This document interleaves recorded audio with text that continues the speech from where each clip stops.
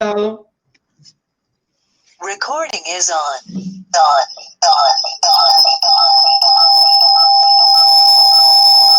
Tengo uno que se acopla.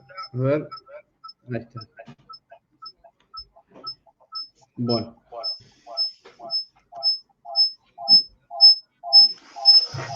Tengo alguien que acopla, no sé quién. Se me escuchan re mal.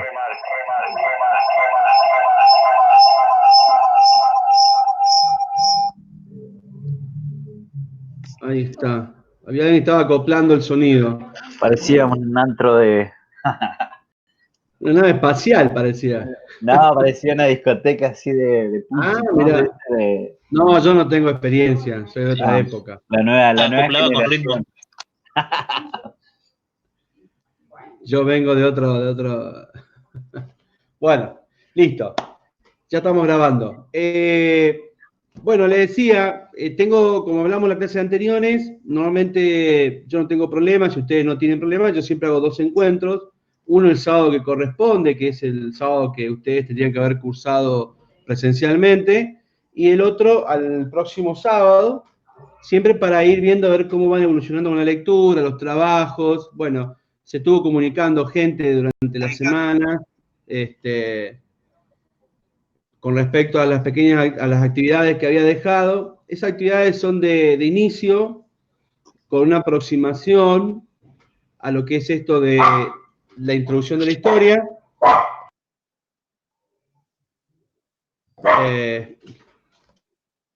Ahí está. Así que la verdad que bueno, muy bueno que se sumen todos. Ya el próximo sábado también voy a hacer una videoconferencia, que se pueda sumar, se suma, y que tiene dudas las puede sacar. Así que en esta, la primera parte, digamos, la idea sería ir retomando algunas de las actividades, algunas de las dudas que hayan ido surgiendo. Si bien lo que en esta primera parte, yo ahora voy a subir, así todos podemos ver lo mismo. Recuerden, si necesitan preguntar, levanten la manito o pongan el chat, o enseguida me cortan, no hay problema. Lo manejamos así, chicos. Ahí comparto la pantalla, así vemos la sala bueno, lo que para ustedes tienen la plataforma de ELISA. No sé si han entrado todos, si ya todos pudieron ingresar a la plataforma, ¿sí? Yo en la plataforma les dejé algunas actividades que están relacionadas con lo que vendría a ser la unidad 1. Son 4 actividades con respecto al texto de Marx Bloch, que tiene que ver con la introducción a la historia. Una compañera me decía que faltaba un capítulo, así que les envié el libro completo, así ya lo tienen. No es ningún desperdicio ese libro. La verdad que para todo profe de historia viene muy bien tenerlo. El texto de Edgar Carr, que es la historia. El de Fernand Braudel, que trabaja, ¿no?, la historia y las ciencias sociales. Solamente el capítulo 3, yo acá le había puesto, que tiene que ver con el tiempo, la larga duración, y el texto de Julio Arostegui para que ustedes pudieran hacer algún esquema con respecto a lo que él está diciendo, ¿no?, lo que él está trabajando, y que tiene que ver con esto, ¿no?, con el proceso metodológico, el uso de las fuentes. Bastante interesante el de Julio Arostegui, el texto de él, como texto de introducción de lo que estamos trabajando. Igual yo hoy les armé, o tengo para ustedes un pequeño resumen también, ya que en el segundo módulo nos introducimos en los historiadores argentinos, como Enrique Barba. Entonces les traje un pequeño resumen de cómo se va viendo la historia de diferentes escuelas, o las principales escuelas que dan inicio. Quería mostrarles algo más, que es el foro. No sé si han visto el foro para participar, no sé cómo lo ven ustedes. Si ustedes ingresan acá, van a ver que yo les subí un enlace con una charla text que dura muy poquito, dura 8 minutos. Es muy conocida esta, ¿vieron las charlas text? Son charlas de empresas privadas que van trabajando algunas cuestiones que tienen que ver con la educación, con la tecnología, con la salud. Así que tomé esta, que es un recorte que hizo Felipe Piña, explicando él para qué servía la historia. Así que esto en el foro es para que ustedes puedan participar y puedan, no sé, escuchar ver la charla, ver el video y ver el video y poder por lo menos dar su parecer, ¿no es cierto? A ver qué les parece a ustedes, cómo enfoca Felipe Piña, que es un profesor que se ha dedicado a difundir la historia, ha hecho algunas investigaciones y que, bueno, tiene su modo de verlo en base a su pensamiento también político, ¿no?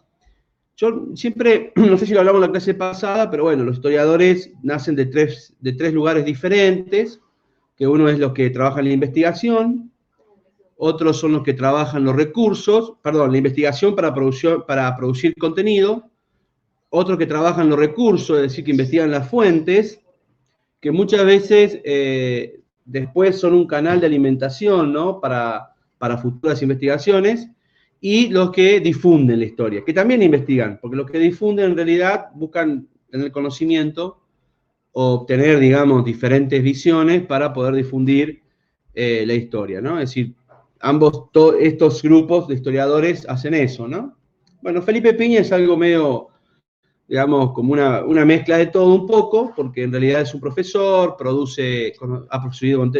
ha producido contenido, ha realizado investigaciones, ¿no? Y bueno, pero más que nada es una persona que difunde, y está bueno escucharlo para ver cómo interpreta él esa pregunta, ¿no? Esa pregunta que la vamos a tener en la escuela, en el colegio, primer año, quinto año, ¿para qué sirve la historia, no? Es decir, ¿para qué puedo anexarme o cómo puedo anexar la historia dentro de las ciencias sociales? ¿Bien? Entonces, no sé si alcanzaron a ver la plataforma, porque yo en realidad no los veía a ustedes. ¿La pudieron ver? ¿A la plataforma la pudieron ver cuando yo la mostraba? Sí. Sí, se veía bien. Sí, se vio, profe. Ah, buenísimo, gracias. Porque yo ahí pierdo la imagen, no lo veo a ustedes y veo la plataforma. Bueno, recuerden, en foro, ahí introduje esa cuestión. Después tengo una más para más adelante. Pero bueno, el foro permite que ustedes también se distiendan un poco y puedan participar viendo otra cuestión, ¿no?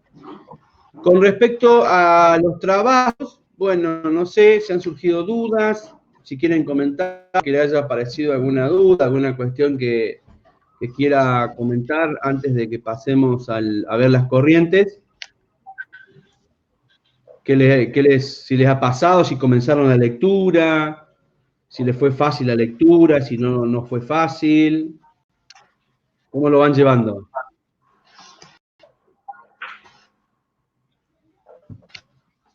Profe, yo le escribí porque tenía duda en cuanto a la entrega, pero me dijo que tenía extensión hasta fines de este mes, así que estoy ahí trabajando.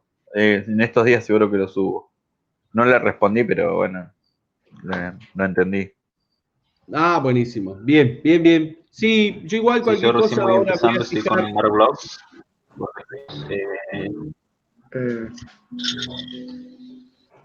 Tuvimos cierre de informe la semana pasada, así que estoy bastante atrasado. Igual Está bien. Marblog me hizo acordar mucho a textos de filosofía, textos que empiezan por girar en torno a ciertas preguntas y definir lo central de algo, digamos, y es como que tiene una forma muy antigua de escribir, digamos, que a veces es disfrutable y otras veces se ven referencias, digamos, porque tenés que haber leído muchísimos clásicos para entender algunas de las referencias que usa. Claro. Y sí, son digamos, son los que van marcando el inicio, ¿no? Es decir, hay una cuestión muy importante que ustedes van a ver y van a poder remarcar después con el ejercicio y la lectura. Se van a dar cuenta que dentro de las corrientes historiográficas, ¿no? Es decir, los diferentes tipos de corrientes historiográficas, van a ver de que muchos van cambiando el eje, ¿no? Es decir, el eje que vendría a ser como el centro de estudio o el campo de estudio, que se va difiriendo de lo que es, por ejemplo, estudiar al personaje, estudiar al pueblo, estudiar las circunstancias, o sea, el hecho en sí, la fecha. Miren, Hay un caso, por ejemplo, bueno, yo lo compartía en la radio porque me gusta difundir la historia. Hay un caso emblemático muy olvidado que es la batalla de Tucumán, ¿no? La batalla de Tucumán, que se desarrolló en esta fecha, más o menos, o sea, en los días, ¿no? Es de 1812. La batalla de Tucumán se desarrolla en estos días, entre el 24 y 26 de septiembre. ¿Por qué es un hecho olvidado, digamos? ¿O por qué es un hecho que no se escribió mucho? Porque en realidad cuando uno empezaba a ver la historia positivista que se construía en nuestro país, o cuando ustedes comienzan a ver las fuentes, desde las corrientes historiográficas, van a ver que los primeros historiadores, desde Mitre, Vicente López, son historiadores que nacen desde una mirada positivista, ¿no? Es decir, construir más que una historia basada en hechos, basada en un relato, ¿no? Entonces van poniendo, no, el padre de la patria San Martín, las batallas épicas, la de Maipú, Chacabuco, San Lorenzo, obviamente, ¿no? Con el gran sargento Cabral, rubio, ojo celeste, que salva a San Martín, ¿no? Y quedan olvidados Baigorria y quedan olvidados varios elementos más. Y mucho tiene que ver con la campaña del Ejército del Norte, que es desastrosa, porque en realidad, pobre, desastrosa desde el punto de vista militar, pero muy positiva desde el punto de vista social y político, porque si bien la campaña del Ejército del Norte, que es una campaña con un ejército 50% militarizado desde las invasiones inglesas, y el otro 50% es un ejército de gente común, se podría decir, gente que se va sumando, gauchos y paisanos, indígenas inclusive, que también apoyan la causa de la independencia. Es un ejército que fracasa, ¿no? Es decir, fracasa en territorio boliviano, va retrocediendo, Castelli se enferma y lo mandan a Belgrano, por el Belgrano, ¿no? Por el Belgrano digo porque era un político. Belgrano es la persona que tendría que haber dirigido este país y no, lo mandan allá a hacerse cargo del ejército. Y yo digo, ahora vamos al punto, ¿no? ¿Por qué es emblemática esa batalla, la batalla de Tucumán, y por qué es olvidada también? Y tiene que ver mucho con lo que ustedes estaban leyendo y lo que están buscando en estos primeros pasos que dan en la introducción a la historia. La batalla de Tucumán se desarrolla posterior al éxodo jujeño, ¿no? Es decir, Belgrano se hace cargo del ejército, ya en territorio boliviano, es decir, después de la derrota de Huaki, y comienza a retroceder, 1812. Castelli enfermo, mandado a Buenos Aires, pero recibe el apoyo de coroneles, digamos, patriotas jóvenes de diferentes lugares, inclusive uno que es extranjero, que nadie lo ha escuchado nombrar, que es el famoso austriaco von Holberg, ¿no? Que viene con San Martín y con Alvear en el mismo barco y se suma, ¿no? a la revolución. Y Coronel Moldes, por ejemplo, el Coronel Dorrego, que sí, se escucha bastante de él, Coronel Balcarce, ¿no? El Teniente La Madrid, ¿no? Que después va a ser el Coronel La Madrid, ¿no? Es decir, personajes que pasan a ser olvidados a veces y lo encontramos en algún pueblo, ¿vieron? En el norte, en Córdoba, o en la zona de Tucumán, Salta, están esos nombres que pareciera ser que uno no encuentra el motivo o el origen.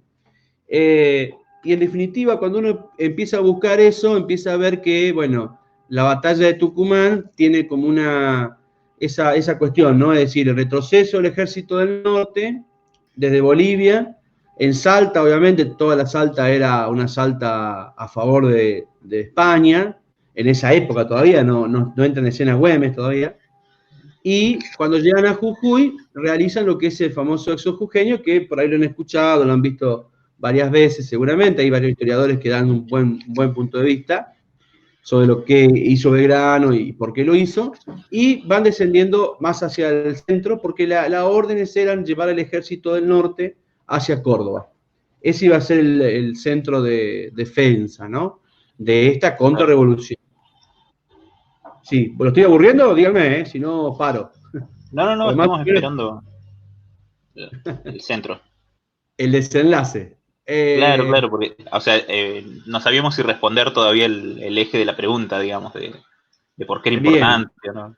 Bien, muy bien. Cuando llegue a Tucumán, va a aparecer un personaje que es tucumano, que es Bernabé Arauz, y lo primero que le plantea al general Belgrano es la no entrega de Tucumán. Es decir, ellos prefieren no entregar la ciudad, prefieren resistir.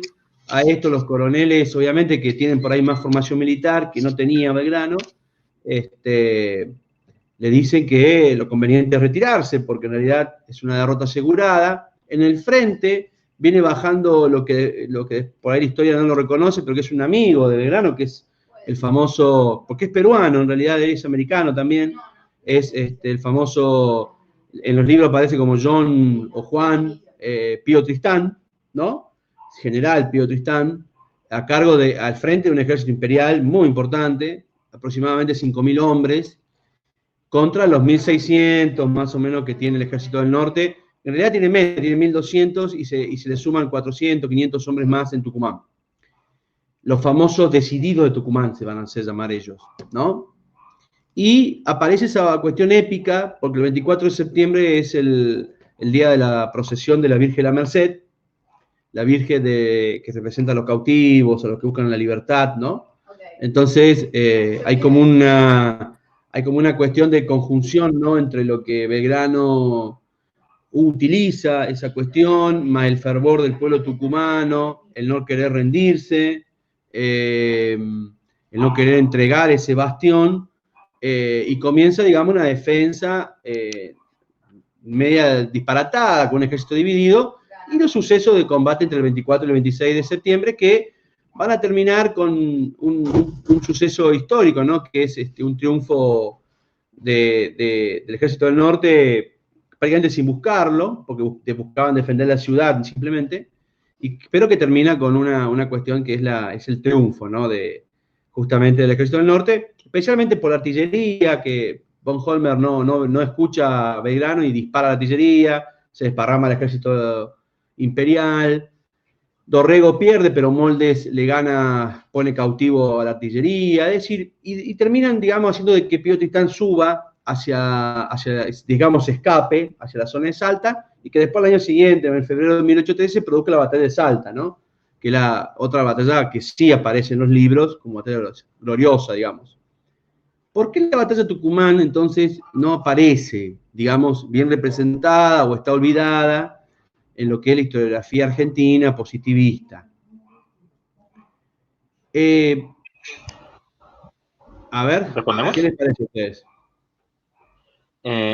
Por un lado, esa batalla tiene una significación muy importante en cuanto a lo que fue lo que habla justamente al principio Mark Bloch, este tema de que el historiador tiene que cortar un trozo de la realidad e interpretarlo, y que es parte de su trabajo, y que cada etapa, y hablando ya de un análisis posterior, digamos, el positivismo siempre toma un discurso y lo llama la verdad, digamos. Y en este discurso de verdad que toma la Argentina en su proceso de formación, es por así decir, un discurso muy conservador en una etapa de la historia en que se manejó de cierta manera. Y la batalla de Tucumán fue lo menos conservador que podemos tener, y el cachetazo más grande a la historia oficial que tenemos en este principio, digamos, de la historia argentina. Si uno va a San Miguel de Tucumán, de hecho ayer fue feriado, está en la basílica todas las reliquias de la batalla, incluso hay toda una cuestión mítica de la Virgen de la Merced, de cómo aparece dentro de la batalla, y tiene toda su mitología en esa zona, cosa que el resto del país, yo soy nacido en Chaco, nunca había escuchado nombrar la batalla, de hecho tenía la historia más oficial, y en esa batalla tenemos la desobediencia, primero, un pueblo que se manifiesta, sin hablar de patria, porque no podemos hablar de patria en esta etapa, pero sí un sentimiento de unidad hacia una lucha común en busca de la libertad ante un ocupante opresor, digamos, y este tema de un Belgrano que había sido enviado a morir y que empieza a ser el héroe. Digamos, yo lo analizaría por esas aristas. Bien, la verdad que bastante completo, sí, sí. Tiene que ver con eso, ¿no? Por eso no lo puedo escribir en los libros. ¿Cómo voy a poner que la batalla de Tucumán representa la primer pueblada? O representa el primer signo de desobediencia, ¿no? A Buenos Aires. Es así como dice el compañero. No puedo escribir sobre la batalla de Tucumán sabiendo de que un grupo muy inferior en número doblega al ejército imperial, ¿no? Es decir, después la batalla de Salta también representará otro hecho histórico, pero bueno, aparece en los libros. Y hay una cuestión muy importante que tiene que ver con la fecha, que es el 24 de septiembre, si bien después la batalla termina el 26, porque el 25 hay como un cese al fuego, fue un desorden grande la batalla, porque había diferentes frentes, imagínense Tucumán siendo rodeada por el ejército imperial y los diferentes focos del ejército, del pequeño ejército del norte, el ejército patriótico, dispersado, pero con una valentía enorme de personas que han desaparecido en la historia, como Balcarce, como Moldes, ¿no? Coroneles que con lo que tenían salieron a enfrentar y a pelear. Y hay un hecho que termina representando lo último, que tiene que ver con la cuestión religiosa, claramente, porque después, más o menos al mes aproximadamente de la batalla y de lo que significó eso, el general Belgrano pide que se realice esa procesión que se hace con la Virgen de la Merced y entrega, en un hecho que es inédito en la historia, como militar, entrega el bastón de mando a la Virgen de la Merced, que todavía está en la basílica, ¿no? Ahí en San Miguel de Tucumán. Está el bastón de mando del general Belgrano. Un hecho histórico realmente impresionante. Entonces, es difícil describir estas cuestiones, ¿no? Que como decía el compañero, si uno lo trae, digamos, dentro de la mirada del contexto histórico, lo trae a la realidad que uno tiene que volcar día a día, se da cuenta de que estamos hablando de un pueblo, primero que fue desobediente, y por otro lado, un pueblo que realmente se une y se decide por una causa común.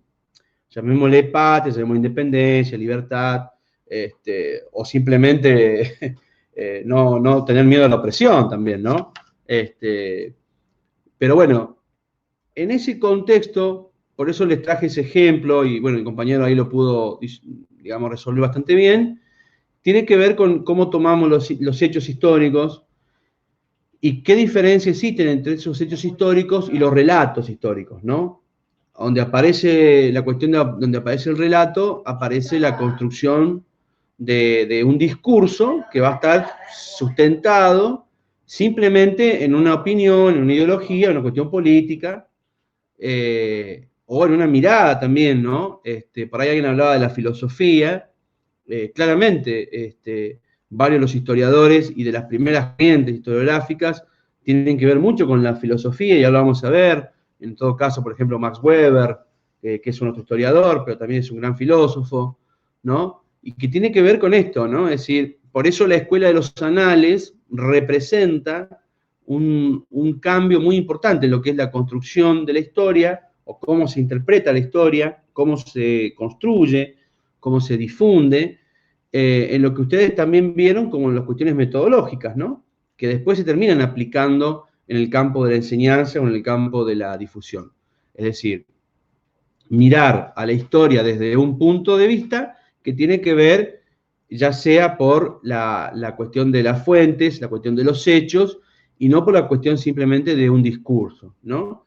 Si ustedes lo miran, van a ver, si ustedes lo trasladan a veces a los momentos que vivimos actuales, van a ver que muchas cuestiones que se van trabajando sobre la reconstrucción del pasado comienzan a ser más relato que una construcción basada en una estructura, en un método o simplemente, como se visualizaba la historia en un momento, de hechos, ¿no? Por eso, bueno, es importante. Yo creo que la lectura de la Escuela de los Anales es una de las más importantes porque hace un quiebre, hace una visión de un paradigma importante, y es lo que ustedes van a desarrollar en el módulo 2, ¿no? Cuando trabajen con el texto de Enrique Barba, y cómo pareciera ser, porque se ha construido, hay autores que han trabajado ese texto con otra mirada, es decir, ¿por qué otra vez escribir de Rosas?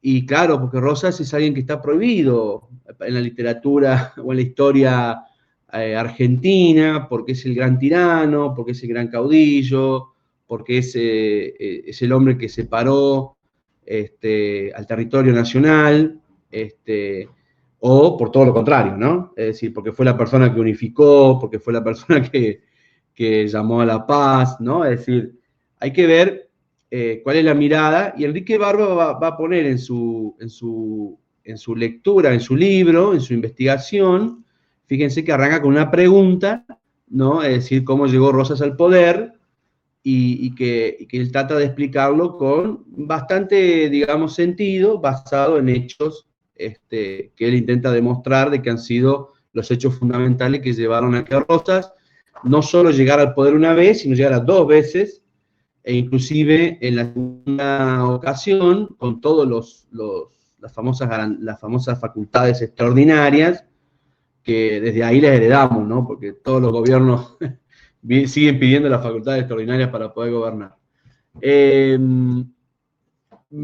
Antes que pasemos al texto, bien, ¿alguna otra cosa para agregar? ¿Alguna otra consulta que les haya quedado ahí en el camino? No, del texto de Barba, el tema de que está siempre basado en las cartas o todo, la forma en que toma y de cómo utiliza las fuentes de Barba, creo que quería preguntarle si sobre eso va a basar un poco el trabajo o si lo va a basar en otro tipo de análisis para tener una visión ya para ver al momento de leer. Bien, bueno, buenísimo. Ahora planteamos de dónde lo basamos al texto de Barba, que sí, la mirada yo hacía una reseña crítica, ¿no? Es decir, que conozcan de qué está escribiendo, con cómo está escribiendo, cuáles son digamos, ¿cómo les podría decir? Sus puntos débiles, sus limitaciones, cuáles son sus puntos fuertes, ¿no? En un hecho histórico. Pero ahora lo repasamos. Antes que pasemos a eso, yo les voy a compartir ahora un pequeño cuadro, a ver si me deja la máquina. Esperen que tengo... Ahí está. Tengo tantos archivos abiertos que se me complica. Este cuadro, digamos, lo que representa es la cuestión que tiene que ver con la famosa interpretación de historia y... esperen que... Ahí está. La interpretación de la historia y lo que tiene que ver con las miradas, las diferentes miradas, las diferentes corrientes. Ay, ¿por qué no me aparece? Acá está. Ahí está. Ahí deberían verlo. ¿Lo están viendo? No. No, ¿No se ve profe, nada? no se ve todavía. Se nota que algo se está cargando, pero todavía está en proceso. Capaz que el internet está limitado, sí. Bueno. No aparece, ¿no? No, profesor. No. No, recién como que volvimos a la visión de todos los alumnos y ahora se volvió a dividir la pantalla, pero todavía no carga nada. Bien. Buenísimo. Y ahí tampoco, ¿verdad? Bueno, ahora voy a probar de vuelta y si no, se los comento, después se los envío. Porque tiene varias formas de poder resolverlo y no me está dejando ahora. A ver. Ventana aplicación. A ver, compartir.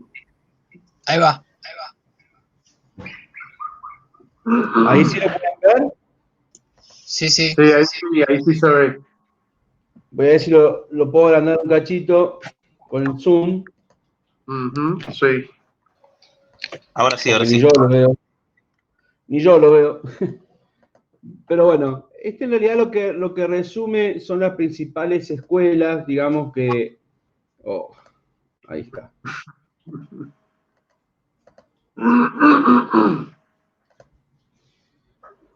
Bueno, no sé si alcanzan a verlo grande o no. Pero bueno, trabaja las principales escuelas de interpretación de la historia, que es 18, ¿no? Entre el siglo XVII, siglo XVIII y siglo XIX, que tienen que ver con la escuela positivista, ¿no? El historicismo histórico, la escuela marxista y la escuela de Anales. La escuela marxista, ¿ustedes ya tuvieron teorías políticas? No.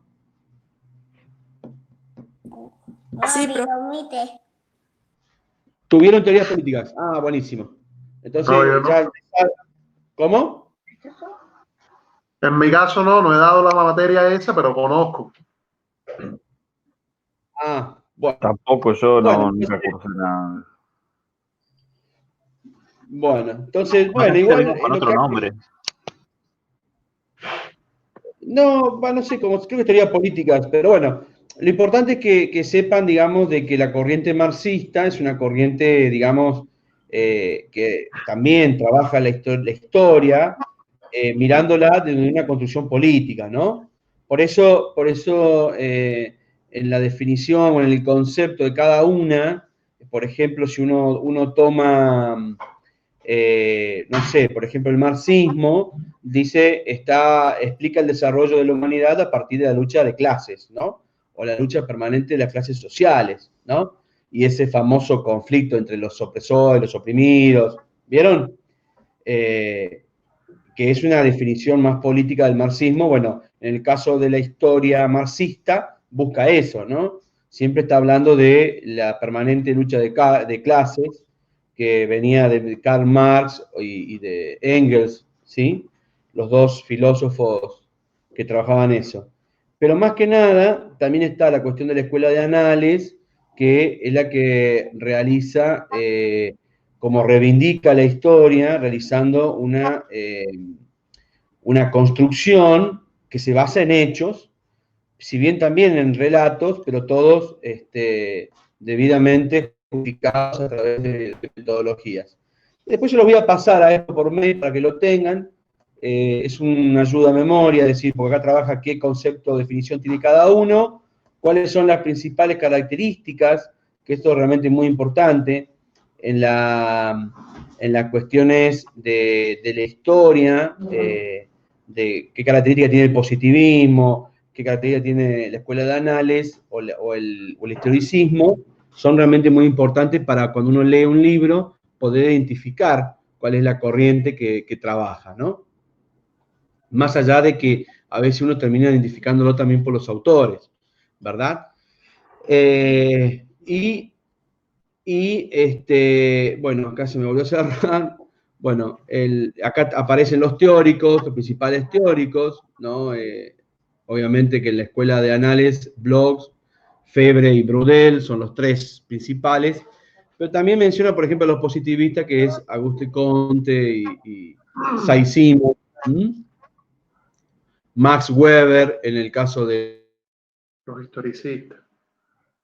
interesante, de hecho, en lo que es la construcción del Estado, ¿no? No sé si alguna vez lo han leído. Ahí dejo de compartir, así volvemos. Bueno, no sé si lo apreciaban. Después yo los voy a pasar igual, para que lo tengan, como una ayuda a memoria. Así les sirve a ustedes para poder identificar cuando leen un libro, en base a las características de qué corriente está trabajando, ¿no? Desde qué mirada está trabajando. Le decía que hay autores que son muy fácil identificarlos, porque ya lo tienen, digamos, como en el nombre, lo tienen escrito. Si uno habla de Erich Hobsbawm, es un historiador marxista, porque siempre está construyendo la historia, ya sea, y muy buenas reconstrucciones de la historia, ¿no? Sea el largo siglo XX o la era de los imperios, se posiciona exclusivamente dentro de lo que es la lucha de clases, ¿no? Los sectores dominantes con los sectores que han sido dominados, los ganadores con los perdedores, ¿no? Entonces, cuando uno lee un texto de Hobsbawm, sabe que está leyendo marxismo. Cuando lee un texto de la zona, es un texto marxista. Cuando uno lee un texto de acá, digamos, de nuestro país, de Pacho O'Donnell, que es un historiador, digamos, que trabaja también fuentes, él trabaja en la escuela de Anales, se podría decir. Es un revisionista de la historia, ¿no? Como lo fue en su momento también gente que ha trabajado algunos relatos o novelas históricas, basadas también un poco en la poesía, como García Márquez, ¿no? Y otros más, Vargas Llosa, que también utilizan relatos para la reconstrucción. Y después también tengo otro cuadro que les voy a pasar. Profe, Eso Vargas lo envío Llosa, el por mail. peruano, Sí, como Peruano. de la escuela de los Anales. Él utiliza varios procedimientos de la escuela de análisis, sí. Sí. Discutido. Cuando vos lees un texto especialmente novela histórica, lo que pasa es que ¿por qué se lo descalifica? Porque es novela. ¿No? Los historiadores dicen está reconstruyendo una cuestión de novela, ¿no?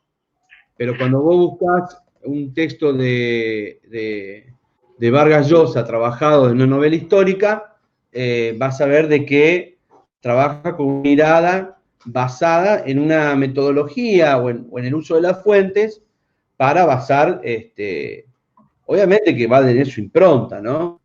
Pero bueno, es interesante leerlo. No se guíen mucho por algunas construcciones que algunos historiadores basan en algunas personas, ¿no? Es como, por ejemplo, alguien que todavía está vivo, no sé si han leído algún texto de Noam Chomsky, que Sí. Noam Chomsky, lo han leído bien. Uno Yo podría sí, decir, ¿cómo? que sí, profe, los he leído. He leído textos de Chomsky. Bien. Bueno, si vos lo has leído, indícame qué línea para vos manejaría Noam Chomsky. Bueno, Chomsky, sobre todo, el que más he leído está relacionado, o sea, como filósofo, está relacionado con el pensamiento marxista. Y sobre todo Chomsky también en el ámbito de la lingüística.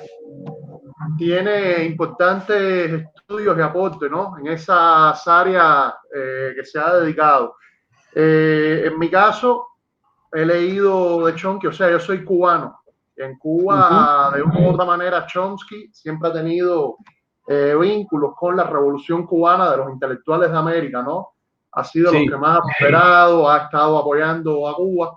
Y específicamente en Cuba, sobre Noam Chomsky, se publicaron un grupo de entrevistas que se le hacían a de distintos diarios. O sea, sobre todo desde el año 2001, a raíz de los atentados a las torres a los atentados a las Torres Gemelas del 11 de septiembre. Sí. Y Chomsky daba su propia visión desde su criterio. Puede ser discutible o no, uno puede estar de acuerdo, ¿no?, con lo que plantea Chomsky, pero analizaba sobre todo desde una perspectiva muy desde los Estados Unidos, o sea, los intereses también o sea, intereses económicos sobre las invasiones hacia Afganistán, después posteriormente Irak, como desde el discurso, el atentado a las Torres Gemelas, desde el discurso en la política norteamericana va a haber determinados elementos también de ese neoconservadurismo, sobre todo de querer realzar ese espíritu de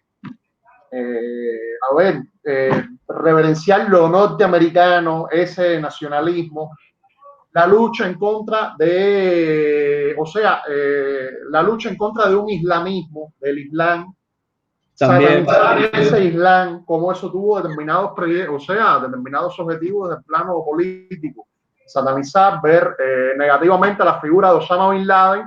Sin embargo, también estaba probado que Estados Unidos en su momento tuvo vínculos también con Osama Bin Laden, cuando estuvo en Afganistán y los soviéticos invadieron Afganistán, apoyaron a Bin Laden. Y entonces, que está analizando todas esas perspectivas, también desde América Latina, en el caso de Colombia. Hay una entrevista bien interesante en la que habla sobre la figura de Uribe y sobre todo el plan Colombia. Todo el mundo sabe que de una u otra manera Colombia en Sudamérica es uno de los países que tiene una fuerte influencia de los Estados Unidos. De hecho, las bases militares, todo, que va más allá de Venezuela. Uno, cuando intenta ver la geografía de Colombia, tiene un lugar clave. Y bueno, explicaba también cómo el uribismo se convirtió también en una corriente política con seguidores en Colombia. Trabajé mucho en la Escuela Latinoamericana de Medicina y muchos colombianos, o sea, eso es un tema también bastante controvertido, el conflicto colombiano. Y Chomsky daba también a entender cómo desde el plano político el gobierno norteamericano apoyaba también abiertamente la lucha, o sea, contra insurgentes a la guerrilla. Y al menos yo en ese sentido lo vería, bueno, un filósofo, determinados elementos de marxismo, está analizando sobre todo esa lucha, el papel de los medios, el discurso, desde el ámbito lingüístico. Claro.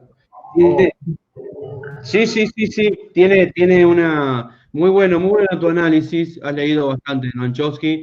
Tiene un par de libros que son realmente muy famosos, que es Cómo funciona el mundo, es uno.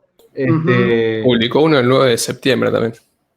Claro, y sí, porque él está dentro de la camada de historiadores que plantean de que el 2001, el 11 de septiembre, una brecha, ¿no? Es decir, hay un nuevo, termina la edad contemporánea y comienza otro tipo de historia, ¿no? Es decir, comienza otro tipo de historia del mundo. Por ahí, ¿no? por lo que yo leí de ese autor de Chomsky, se ve que eso de la globalización mucho no le gusta, sino que es más todo lo contrario, es como un detractor. Sostiene que Estados Unidos no cree en el libre comercio y que usa el capitalismo de excusa para controlar a través del Fondo Monetario y el Banco Central a todo lo que se le imponga, ¿no? Correcto. Bueno, perfecto, digamos, y bien la impresión que das. Digamos, los historiadores tienen esa construcción. Cuando se paran desde una mirada, normalmente no se corren de esa mirada.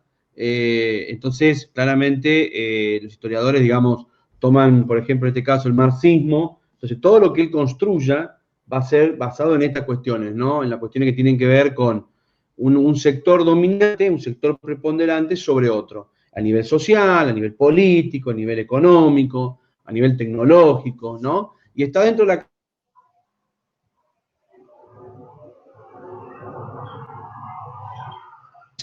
Como es de manera tajante, comienza otra edad, que no sabemos todavía cómo se... La edad de los largos siglos XX terminó. Pero bueno, son ejemplos, ¿no? De historiadores de diferente mirada. Galeano, para mí, que es un historiador realmente también novelesco, ha hecho una construcción muy interesante sobre lo que es Latinoamérica, ha escrito bastante, y con esa mirada también marxista. Lo que pasa que, bueno, vuelvo a reiterar, por ahí como decía el compañero recién, el compañero anterior, a veces uno puede gustarte o no, pero no hay que dejarlo de poder leerlo y poder, aunque tengamos una opinión reservada, que sea parte, ¿no? de tu lectura, ¿no? Profe, perdone que interrumpa. A mí lo que sí, del autor, de uno de los primeros autores que habló, o sea, Mario Vargas Llosa, o sea, considerado también una de las figuras junto a Gabriel García Márquez, lo que es el boom latinoamericano, la literatura del boom latinoamericano. Vargas Llosa es uno de los exponentes también. Y hablando sobre las novelas, que correcto, yo coincido con usted, Vargas Llosa no es un historiador, pero hay una novela de él que sí me llamó, o al menos me ayudó a entender un poco el caso de República Dominicana, la fiesta del Chivo, para entender lo que es el régimen de Trujillo y sobre todo uno posicionarse desde la visión de ese autógrafo, de la figura del dictador y sobre todo en el contexto del Caribe tropical, ¿no?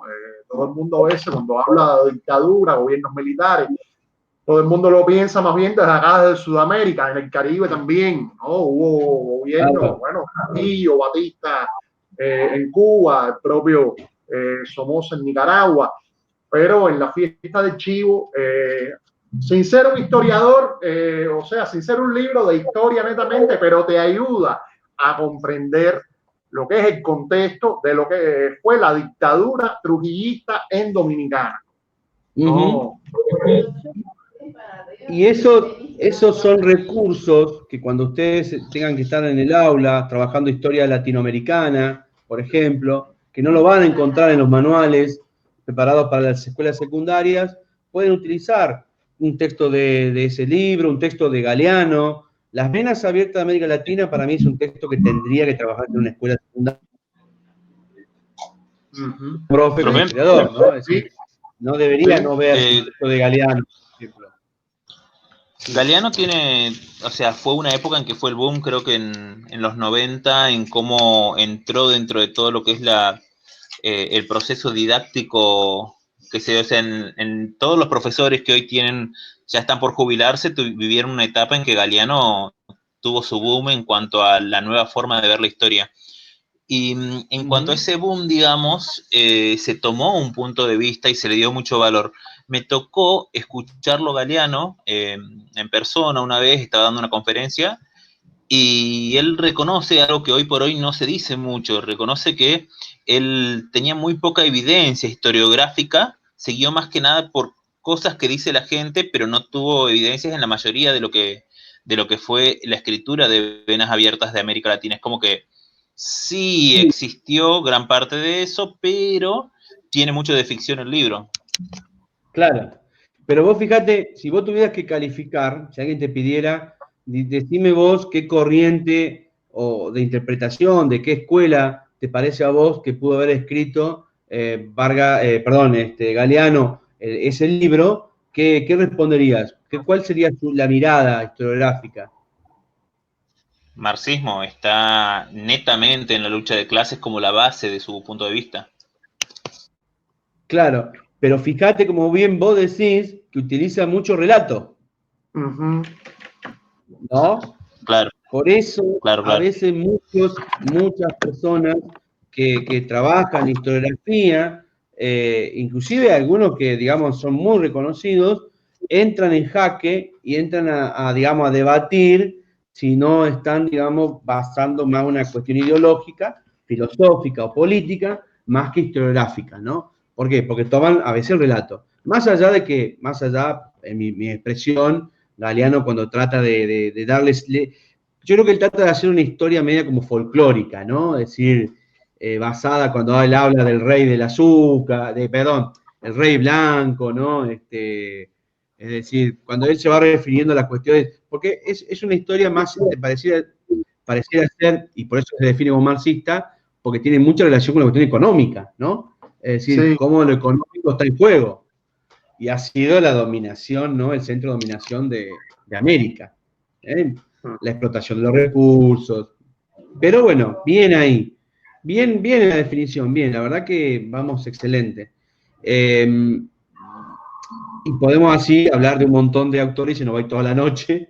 Pero bueno, yo recuerdo haber leído, el compañero que hablaba de Cuba, yo leí un historiador cubano, recién lo tenía, muy reconocido, que es Eusebio Leal, ¿puede ser? Sí, Eusebio Leal, el historiador de La Habana, ya falleció hace poco. Sí. Hace poquito, o sea, este año falleció, ¿no? Ahora, este año, ya. Ahora salió. Tenía cáncer y falleció. Bueno, sí, yo leí un Eusebio texto de él una figura, que basaba. ¿no? Sí. Sí, no, compañero. Sí, lo escucho. ¿Cómo? Bueno. Ahí está. Bueno. No sé quién se metió en la voz. No, le decía, bueno, Eusebio Leal es un historiador también cubano, muy importante, que representa una historia también revisionista, ¿no? De lo que es los pueblos de América Latina. Bueno, les comparto otro cuadro más que también se los voy a hacer llegar, así ya vamos cerrando, y esperen que... Ahí está, esperen que ya les... Parece un cuerno de guerra, nos están llamando a la batalla. Una alarma de combate. Ahí está. Este cuadro trabaja a lo que es la relación con la Argentina. No sé si alcanzan a ver o no, porque el internet anda bastante mal.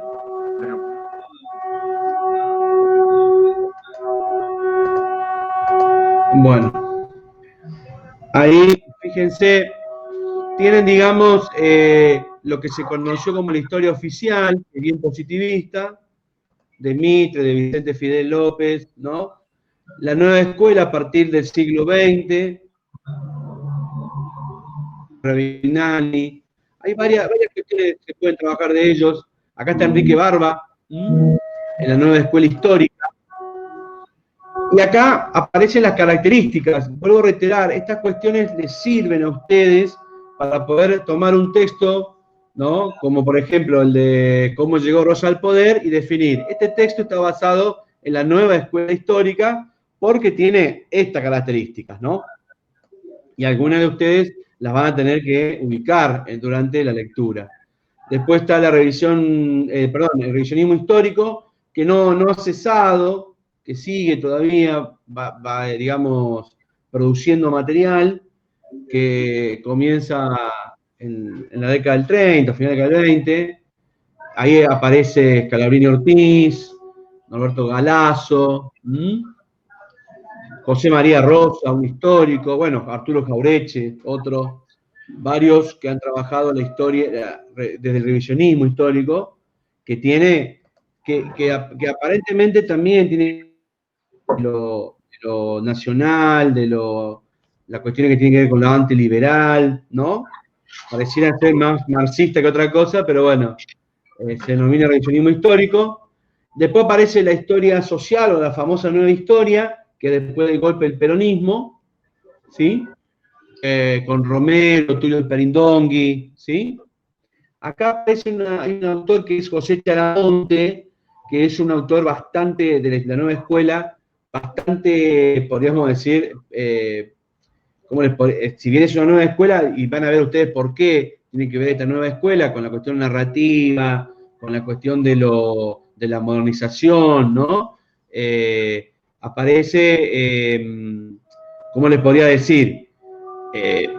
Aparece esa cuestión que tiene que ver claramente con un positivismo, o como las cuestiones más del progresismo, más que nada, más que positivismo, ¿sí? Más allá que el progresismo es parte del positivismo. Lo que tiene bueno en la nueva escuela es que aparece la cuestión de la microhistoria, que es el segundo texto que van a trabajar sobre la microhistoria. Y después se hace muy fuerte, en la década del 60 en adelante, la historiografía marxista, ¿no? Que bueno, que ya ustedes ya estaban hablando, en realidad de todo lo que estábamos hablando era marxista, la gran mayoría, bueno, en Argentina, con Rodolfo Puigros, ¿no? Álvaro Yunque,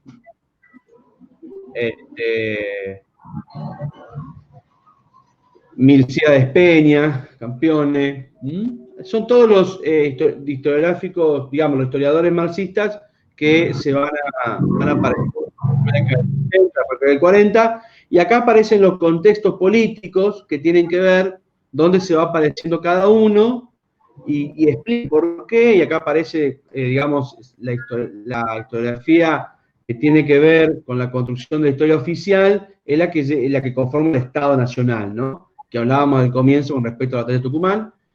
La nueva escuela histórica tiene que ver con esto del modelo exportador y con el posterior de la segunda presidencia de Roca, ¿sí? Y aparece, yo creo que aparece esto porque aparece la cuestión económica muy fuerte, por eso acá hay varios que trabajan la cuestión económica, como Ricardo Rojas, ¿no? Mariano de Bedía, ¿sí? José Torre, trabajan mucho la cuestión económica. Y el revisionismo histórico se desarrolla a partir claramente de la construcción social en el mundo, que tiene que ver con la Primera Guerra Mundial, la Revolución Rusa, ¿no? La crisis del 29, la llegada del peronismo, la década infame, la llegada del peronismo. Ahí aparece esta cuestión que tiene que ver con el revisionismo histórico, ¿no? La nueva historia, que hay una muy buena producción bibliográfica, arranca después del golpe del 66, del golpe de Ilia, y acá va a aparecer algo que es importante con el tema de Ilia y de la historia, y la historia marxista acá en la época del peronismo es muy fuerte, claramente muy fuerte. Momento fuerte de la historia marxista, o la historiografía marxista en Argentina, tiene que ver con el peronismo, claramente, en el poder. ¿Sí? Les decía de Ilia. Ilia fue uno de los presidentes argentinos, no sé si lo hemos hablado en un momento o no, pero ya no me acuerdo, que tiene que ver con el que mayor aporte hizo a la educación y a la investigación, y se reunía mucho con con científicos, pero también se reunían mucho con historiadores. Y fue uno de los que hizo grandes aportes, por eso el CONICET desarrolló todo un principio de revisión y de estudios también historiográficos, y hay una gran producción del CONICET de nuevos contenidos historiográficos que van apareciendo en la década del 70, final de la década del 60, década del 70, están interrumpidos obviamente por el golpe de Estado del 76, pero han retomado con mucha fuerza en el CONICET a partir del gobierno kirchnerista, desarrollando muy buenos trabajos de esa historia revisionista o esa historia nueva, ¿no? Hay como una mezcla, ¿no? Es decir, entre la historia nueva y la historia revisionista se divide realmente por un hilo muy, muy delgado. Sí, la verdad que me pasé ya, una hora, pero bueno, estuvo bueno la charla. No sé, ¿algún aporte que quieran hacer?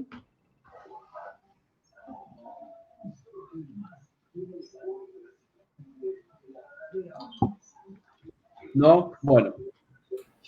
Por ahí me había quedado una pregunta que me había surgido ahí cuando estaba hablando de ay, se me olvidó el nombre, pero del historiador que más que hacer trabajo de historiador lo hacía a manera de novela, que ha pasado muchas veces, porque me ha tocado leer un libro también, en el que no se tiene otra forma de recopilar datos que no sea ya sea lo que te diga la gente que vivió ese momento o una leyenda o un relato que sea de esa época. Por ejemplo, yo leí varias veces, porque me gusta el libro, lo que es el romance de los tres reinos, que es una novela clásica china que relata la dinastía Han y el periodo de los tres reinos, que no se tiene mucha información sobre esa época porque no se hacían muchos pergaminos al respecto y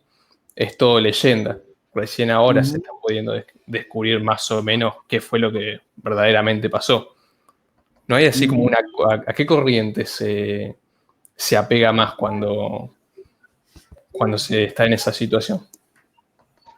Buena pregunta. Fíjate que eso vos lo podés tomar también desde dónde es la mirada, ¿no? Si es revisar la estructura que tiene que ver con el contexto histórico, claramente la escuela de Annales es la que da el paso inicial. A ver, ¿por qué la escuela de Annales pareciera ser como la base de todo lo que tiene que ver con la cuestión del revisionismo? Porque precisamente es lo que marca, lo que mencionaba Bloch, ¿no? Es decir, la construcción de la historia basada en un relato que a lo mejor es diferente, o que puede ser diferente, con otra mirada, de lo que se conocía como el relato oficial, ¿no? Esto yo siempre lo comparo, ¿no? De las diferentes perspectivas, ¿no? Fíjate vos que nosotros tenemos un caso que es realmente, le tomo un minuto más, ¿no? Para dar el ejemplo, que es el tema de Malvinas. Fíjate lo que pasó con el tema de Malvinas. Malvinas, vos digamos, si tuvieras que comenzar a reconstruir algún hecho histórico, vos decís, bueno, todavía tengo algunos excombatientes, es decir, tengo algunos protagonistas de la historia a los cuales yo puedo entrevistar y puedo formar. Pero fíjate que inclusive antes de que vos fueras y preguntaras eso, ya hay, digamos, hechos biográficos de Malvinas que han sido escritos primero por los ingleses, que han sido escritos primero por lo que vendría a ser el enemigo, ¿no? Es decir, en el momento que, es más, por ejemplo, hay un libro que se llama, de Carballo, se me fue el nombre, lo tenía que decir en lengua, no se llaman Los Halcones, bueno, no me acuerdo bien, pero tiene que ver con el aviador Pablo Carballo, que es un piloto de la Fuerza Aérea, que él cuenta que un ataque que hace digamos, ahí a la Bahía San Carlos, dice que él cuenta que él puede reconstruir el hecho, no por la experiencia vivida, sino por la biografía de quien fuera el comandante de ese navío, no me acuerdo el nombre también ahora, es decir, empezás a construir la historia, inclusive, fíjate vos que él era protagonista, pero claro, él no sabe qué pasó, él llegó, tiró las bombas y se fue, ¿no? Así actuaba la Fuerza Aérea en ese momento, pero que la historia se llega a construir por el hecho de la biografía del enemigo, ¿no? Es decir, que te está contando, che, los aviones venían tan bajitos que no los vimos, no pudimos defendernos, nos tiró una bomba y el barco se hundió en una hora. Es impresionante, digamos, esto. Pasa lo mismo, ¿saben con quién? Con este muchacho que ha sido declarado, pues, obviamente posterior a varios años después de la vuelta de Malvinas, Oscar Poltronieri, ¿no? Es decir, los primeros que relatan la hazaña de Poltronieri, que ojalá algún día alguien escriba sobre eso, porque así como la batalla de Tucumán está guardada y oculta, y son pocos los que comienzan a difundir o investigar eso, tenés, por ejemplo, la batalla de Monte Dos Hermanas, que es un enfrentamiento bélico entre lo que llamaban en un momento los chicos de la guerra, contra 3 pelotones del SAS inglés,